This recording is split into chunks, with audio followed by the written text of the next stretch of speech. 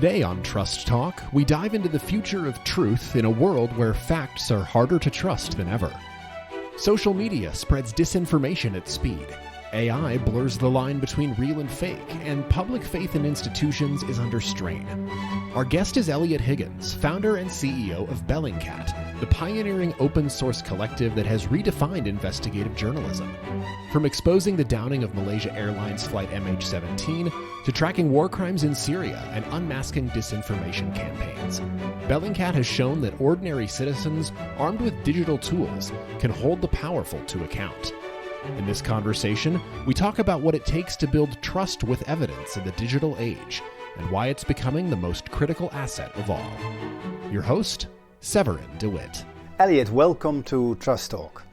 Can you take us back to the beginning? What made you, someone without a traditional background in journalism or intelligence, start Bellingcat?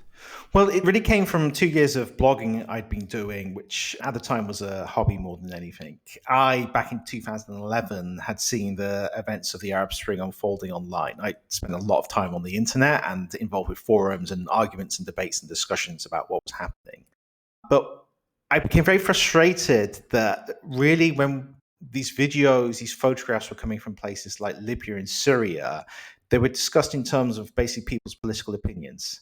If it supported what you believed, then you would say it's true. If it didn't, you would say it was fake. And I wanted to understand what was going on, not win arguments about which political opinion was correct. So I started thinking, how do you actually verify where these videos are filmed? And I realized that with the satellite imagery available on Google Maps and Google Earth, you can actually find some of these locations. And that became what we now call geolocation. But back then, back in 2011, I didn't even have a word for what I was doing. It was like spot the difference more than anything. And I was really only doing that to win arguments on the internet. But then I just got really into doing it. And every day I would see all the latest videos coming from Syria, Libya. And I really just taught myself those skills to understand the conflict better and started writing about that. And over those 2 years from 2012 to 2014, I built a following, more ideas and methodologies, ways of approaching this. And in 2014, decided I wanted a website where people could not only come and learn how to do open source investigations, but also have an opportunity to publish on the website. Was there a moment that convinced you that ordinary citizens could investigate powerful institutions just as well, or better even, than professionals? Well, I think that was something that I was learning all the time as I was doing my initial work in 2012 to 2013 or 14. For me, one of the big moments was in early 2013. I used YouTube videos from the Syrian opposition to identify arms smuggling. That became a front page story on the New York Times. It was information no journalist had access to, simply because they weren't systematically watching videos from YouTube like I was. And I just thought that was kind of bizarre. And time again through my work over more than a decade, I've seen with myself, with volunteers, of people outside of Bellingcat, using open source evidence to find really extraordinary things. And I think that shows that people are capable of doing that. And a lot of our work at Bellingcat has been about creating the tools, the methodologies, the case studies and guides for people to teach themselves how to do that. And I think there's a lot of value in doing that because it's not just about investigation, but also creating resilience against false information. So much of Bellingcat's work is about figuring out what really happened, especially when different sides tell completely different stories. Finding the truth, or even just the facts, can be a huge challenge. But before we go into that, what do you think truth really is today, and who actually gets to decide what counts as true? Well, this is something I wrestle with a lot because there's plenty of accusations made against Bellingcat about, us working for the CIA or stuff like, those kind of things. I see communities form around all kinds of conspiracy theories. And for me, it's more about thinking about how we create discourse around subjects and where it goes wrong. So really what starts happening is because there are drivers behind everyone's interactions with information they encounter online, and some of those are biases towards certain types of information or another, the internet's really good at finding more information that we like. And that means it finds communities that are agreeing with us. So we get drawn into this discourse around any topic under the sun.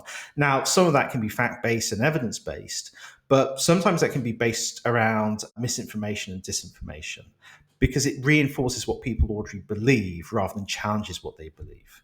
And the problem is, on any subject under the sun, you are always now going to have a subset of people who believe in a completely false version of events because they participate in information systems that reinforce their beliefs. And this isn't because they choose to be fooled, they see themselves as truth seekers.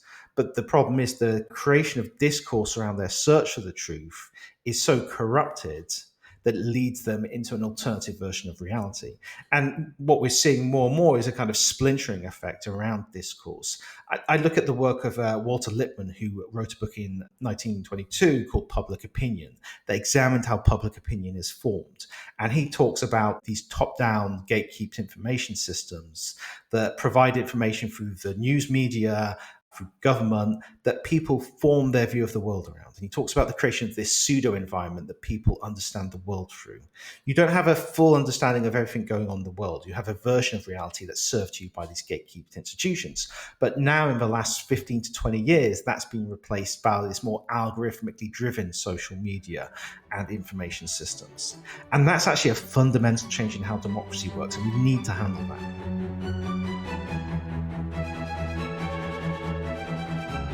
Maria Ressa, the Filipino-American journalist who won the Nobel Peace Prize in 2021, said, "Without facts, you can't have truth. Without truth, you can't have trust. Without trust, there is no democracy." Based on what you've seen through Bellingcat's work, how close do you think we are to losing that foundation, the ability to agree on basic facts and build trust in democratic institutions? It depends country to country. I mean, if you look over to America, you can probably see the worst case scenario at the moment. The way I see it is really, if you look at the work that's been done on ideas of freedom and liberty and democracy, there are three very broad fundamental ideals. One is the ideal of verification, that through the scientific methods, through reasoned debate, through investigation, through editorial policy, we attempt to establish what the truth is, what reality really is. And that's not a personal truth. That is the question of what is real versus what is not. Then we have deliberation. So this is the idea that we have open discussions and debates about that information, that we make decisions based off that. And then finally, we have accountability. So action is taken. And if action isn't taken, we have processes to understand why. If there's violations of the social, political, legal, whatever norms, there's accountability for that. And those are the ideals we move towards as democracies. No democracy will ever fully meet those ideals, but in my mind, that is what we try to move towards. But when we have disordered discourse, when we have systems that are based off misinformation, disinformation, people's feelings and biases, rather than those three elements, we create a regressive democracy where we move away from that towards authoritarianism. And I think what we've seen in Hungary and Turkey and now in the US is a reflection of that happening. Is it harder today to get people to care about facts, even solid evidence? What does that mean for investigations like yours? Well, we now have an information economy that rewards engagement over everything else. If you can't engage people, then you don't exist. And the problem is people engage with content that is emotionally rewarding. It makes them angry, it makes them happy, it makes them sad and other strong emotions. It's stuff that is very short form because people are scrolling through social media feeds and they might engage with something for 1 or 2 seconds before they move on. So you need something that's immediately engaging. And often the truth is very hard to explain. So you create basically this attention economy that is really about engagement rather than the truth. And the problem that leads to is people realize that if you want to be successful in this engagement economy, you got to engage. And the truth has no value whatsoever. So what happens is you end up with a lot of false information being shared, stuff that's emotionally engaging, and people being drawn into versions of reality that aren't real whatsoever. It's just what rewards their dopamine receptors, effectively.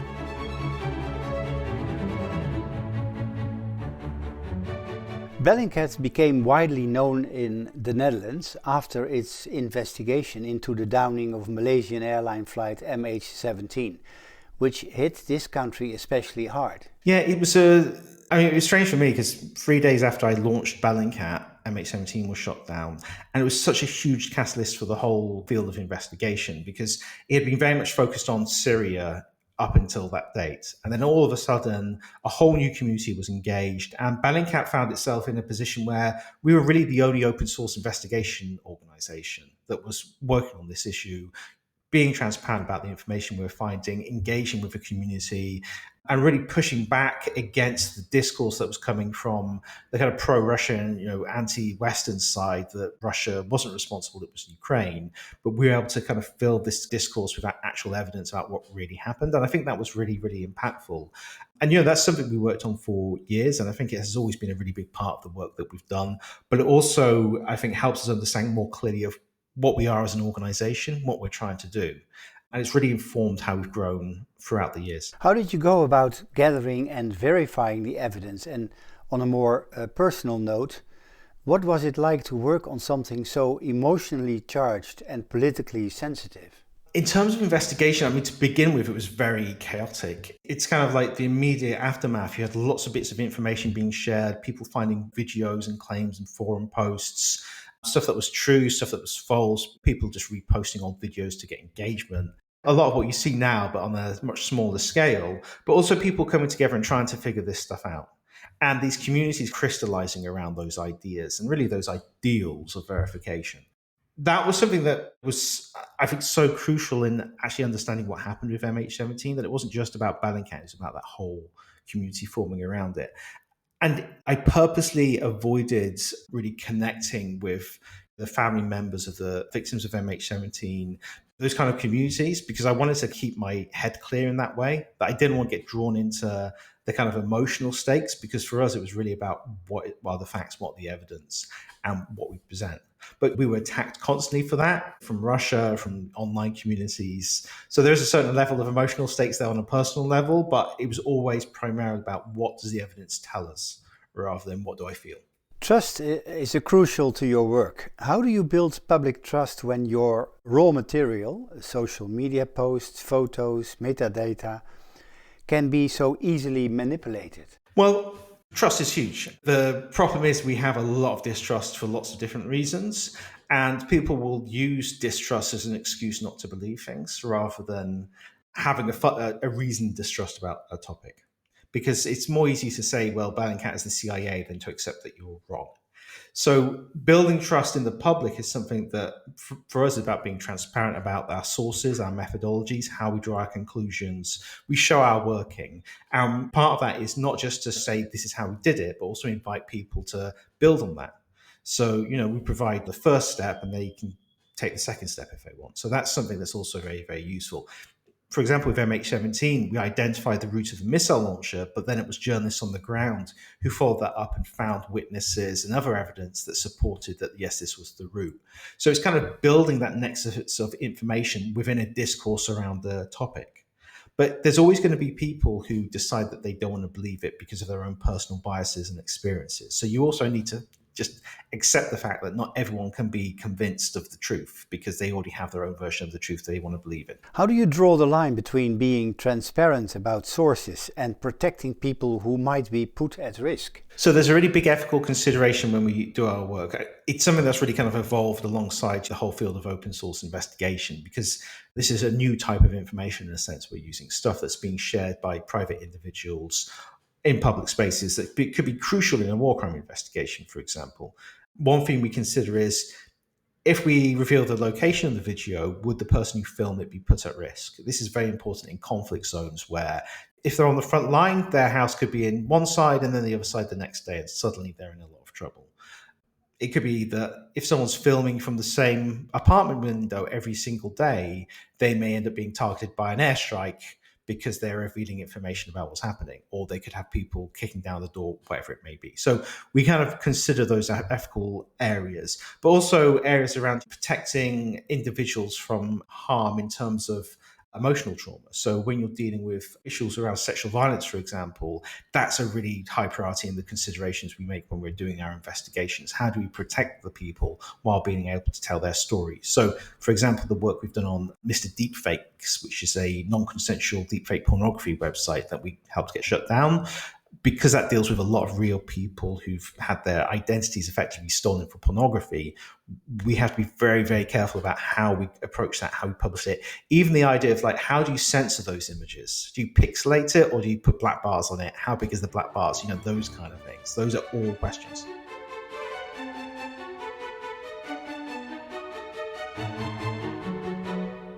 Bellingcat thrives on its community of independent contributors.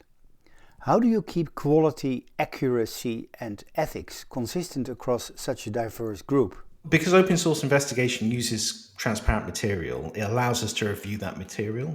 And I think within the open source community, there is a willingness to question other people's work. And we've definitely seen that in the past with a whole range of different topics. So really for us, it's about how do you, first of all, instill those values of transparency, of linking to your sources to those people who are participating in discussions. So it's creating those values and those understandings of why it's important. It's like now you see a lot of accounts that call themselves OSINT accounts on Twitter and other social media platforms. But really all they're doing is taking content from Telegram and reposting it with a bit of spin on it.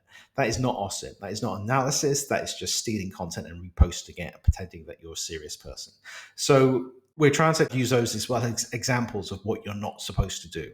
And we have a community now on Discord with about 33,000 members where people come together and do investigations, and our community leaders, they kind of provide that guidance to them to make it clear what is acceptable in terms of behavior, in terms of ethics, in terms of investigation. I think you just mentioned disordered discourse, as you call it, the idea that we are no longer debating facts, but reality itself.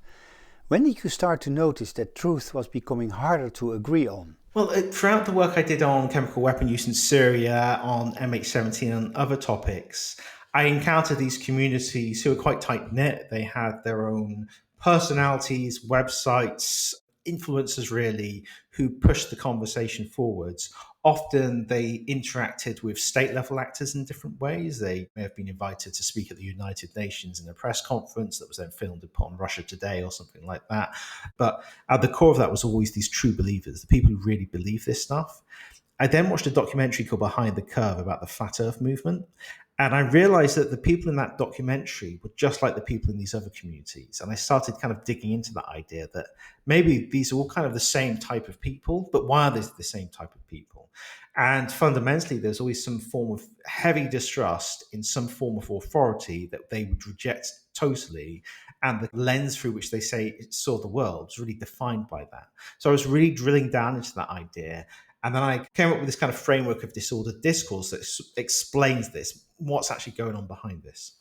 Has there ever been a moment when you hesitated to publish something because it was too sensitive? And how do you decide when the public's right to know outweighs the potential consequences? It's more that if we don't publish something, there's a strong ethical consideration.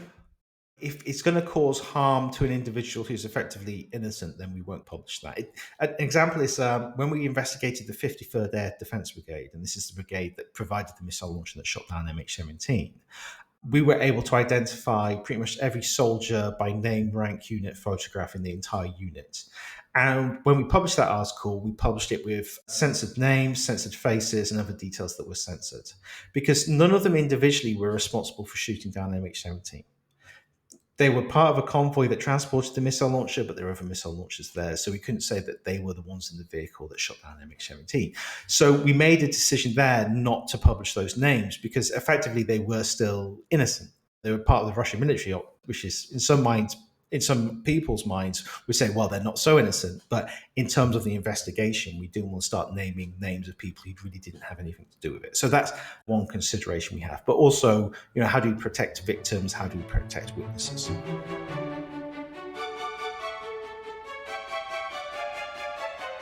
Some critics argue that open source investigations blur the lines between activism and journalism.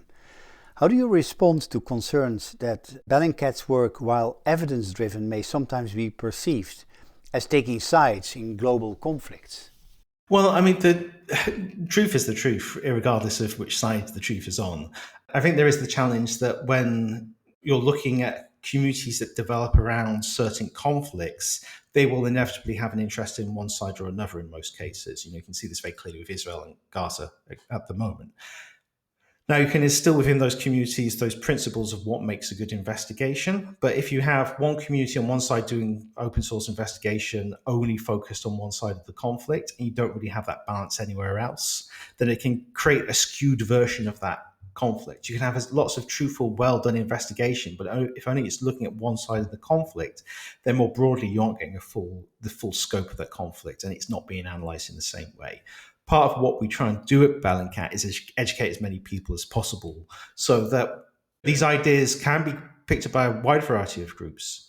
It's not for me about picking a side and then fitting the evidence around it. It's about looking at the evidence and telling us where it leads us. It's like with MH17. Had we found evidence that Ukraine had shot it down, we would have written the same investigation. I'm sure Ukraine would hate us now rather than Russia. But we follow the evidence and see where that goes. You said the iPhone and algorithms changed everything. If you could re-engineer our information systems, what would you fix first? Platforms, policies, or people's habits? If I'm forced to choose, I would say all three at the same time, but I think it's the platforms that are actually a really big issue. The way algorithms are designed to reward engagement over the truth or accuracy is dangerous. We've particularly seen, I think, in terms of how those platforms are moderated, a regression really since Elon Musk took over Twitter, where accounts that had been previously banned because they were spreading false information were restored and then continued to spread false information. But now they were talking about the conflict in Gaza, for example, where they were spreading false information about what was happening. The spread of hate, the spread of this negative activity makes those platforms just an unpleasant place to be. And that's because hate, anger, lust, humor are more engaging than facts and evidence and the truth in most cases. So then you end up with making a bit of a devil's bargain that you need to get your content out there, but you've got to do it in an engaging way. So you're kind of almost rewarding the platforms for having these terrible systems that reward engagement. Following on something that you already mentioned, with deepfakes and AI-generated imagery on the rise, how does Bellingcat make sure what you're looking at is real? And can new technologies like machine learning help in that fight? There's always been challenges with fake images. Certainly, if you look at the current conflict between India and Pakistan, we've seen fake images and videos and deepfaked audio, and there are ways to handle that. We're looking recently at a video that claimed to be a Pakistani general saying that they had lost 2 jets, and it was going around the mainstream Indian media. But we actually found the original footage that was from. I synced up the head position, the body position in relation to the items in front and behind of him and his movements. And you can actually see there deepfaked his lip movements and his voice to fake this video. But you need to kind of go that far to actually show that. Now, that's a lengthy process. And what that really creates is cynicism when it comes to other content. And this is actually a rather dangerous thing, because then it creates a permission structure for people who want to deny reality to do so. Because now they can say, oh, that's just deep fake, or, that's photoshopped, or, that's AI. And then it gives them a permission structure to deny. And I think that's where one of the actual risks is, more than for me tricking people into believing stuff that isn't true.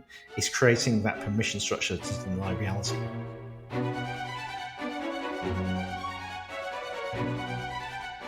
Looking ahead, are you hopeful about the future of public truth? And what advice would you give to young people who want to work at the intersection of technology, truth and trust?